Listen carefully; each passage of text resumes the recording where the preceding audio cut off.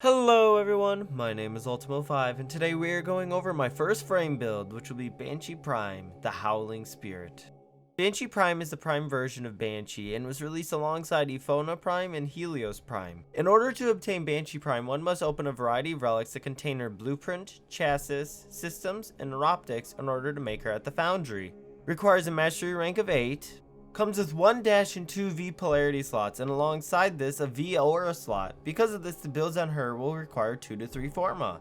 And she uses acoustic powers in order to slay her foe, whether it be revealing enemy weak spots, suppressing gunfire in her vicinity, or emitting trembling vibrations to topple foes. She ends up being a great crowd control support and buffer for the squad.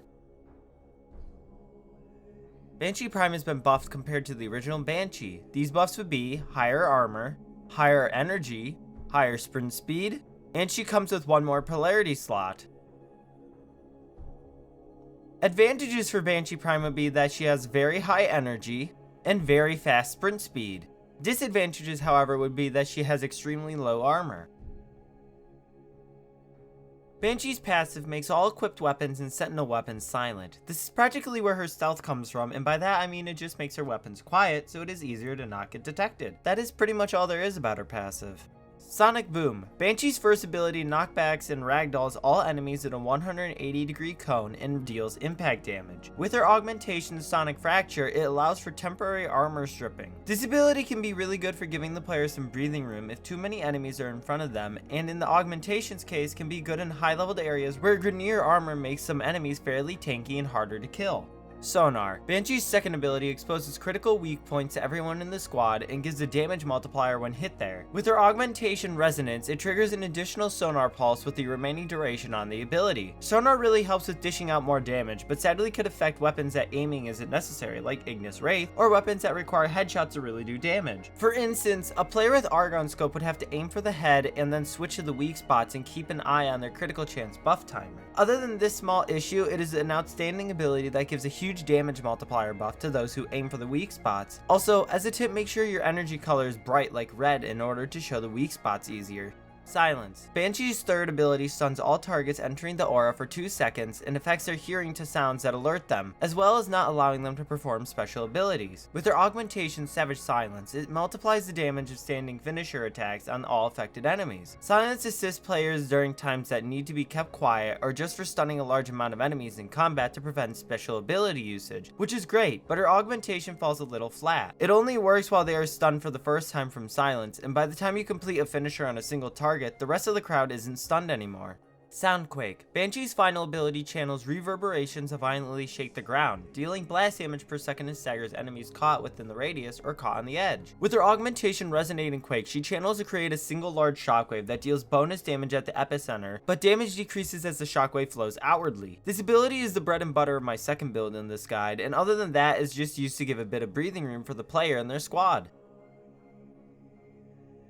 The normal combat build for Banshee Prime utilizes a large increase to strength, a medium increase to duration, and small increases to range and efficiency. The build's flex slot is Resonance and Augur Message, which works very well in the late game. Although she is squishy, Adaptation helps keep her alive longer, and the increased health pool helps against toxin procs, which bypasses shields. Along with this is her large energy pool, which because her efficiency is being increased helps with the ability usage.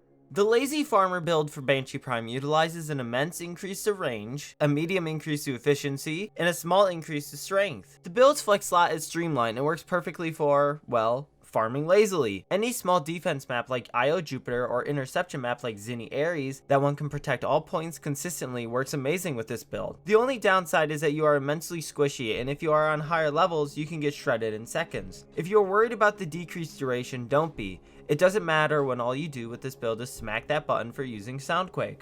The alternative build for Banshee Prime utilizes a large increase to strength with small increases to range and efficiency, and along with this a reduced duration when compared to the first build. The build's flex slot is Resonance and works just as well in the late game as a normal combat build. The build requires the use of 1 Umbra forma and is completely optional to have this build. The increased strength and health due to Umbra mod series stacking mixed with Adaptation really helps Banshee in the steel path to keep her alive longer.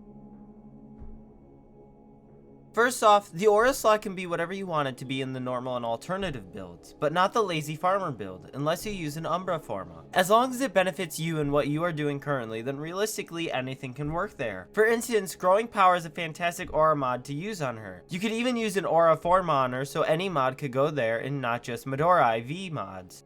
Intensify, in place of Umbra Intensify if you don't have it.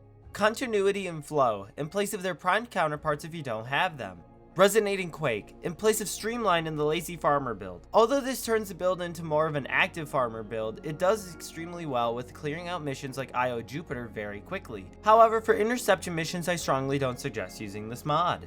Sonic Fracture, in place of Augur Message in the normal build or Resonance in the alternative build. Sonic Fracture is good for removing armor, so when going into higher level Grineer missions, it isn't a bad idea to swap this mod in.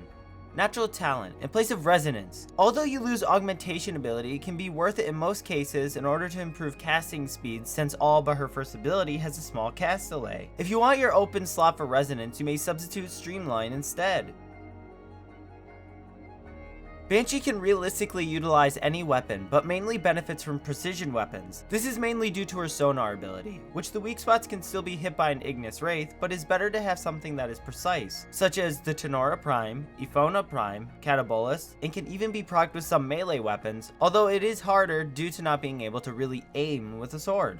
Considering Banshee Prime is a support CC frame, it is good to fit her into squads that are lacking CC, or would benefit from Banshee's sonar damage multiplier. As well as this, her CC is extremely helpful in Deimos isolation vaults due to her Sonic Boom, Silence, and Soundquake.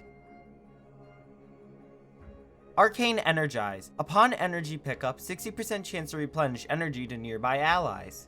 Arcane Grace. Upon health being damaged, 9% chance for 6% health regen for 9 seconds. Arcane Eruption. Upon energy pickup, 100% chance to knock down nearby enemies. Arcane Victory. Upon headshot kill, 75% chance for 3% health regen for 9 seconds. And Arcane Guardian. Upon being damaged, 15% chance for 900 armor for 20 seconds. Thanks for watching. If you want to see more guides on Warframe, please click the like and sub buttons to let me know. And as per usual, I will see you guys in the next video. Goodbye.